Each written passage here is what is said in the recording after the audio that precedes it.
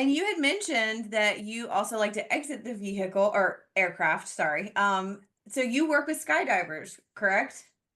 Yeah, quite Absolutely. frequently actually. Yeah. That's because I was a skydiver before a hot air balloon pilot. And the minute that everybody knew that I was training to do this, that's the first thing that they wanted me to do was to fly them so they could jump out of it. Um, it's not skydivers are a unique breed. Like it's I'll say. well, We've met yeah, just Elizabeth just for the Bowmiller, so sake we of know.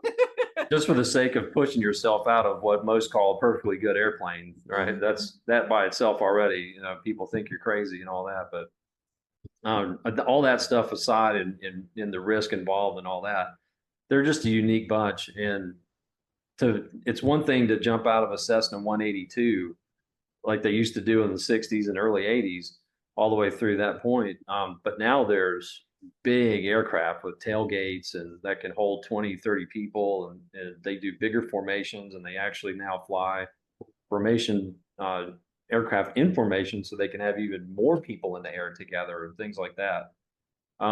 But the specialty aircraft, because it's so rare, the airplane is commonplace. You can go to any what they call drop zone that's United States Parachute Association member, get your training, do a tandem jump where somebody else is involved, and you can pretty much go along for the ride and enjoy yourself and get out of an airplane almost any good weather weekend. Right. It's so commonplace anymore. All right. So what they look for are specialty aircraft. The biplane that has an open cockpit. They want the hot air balloon. They want weird looking aircraft that you're just never going to see again. Helicopters, right, Mhm. is another one.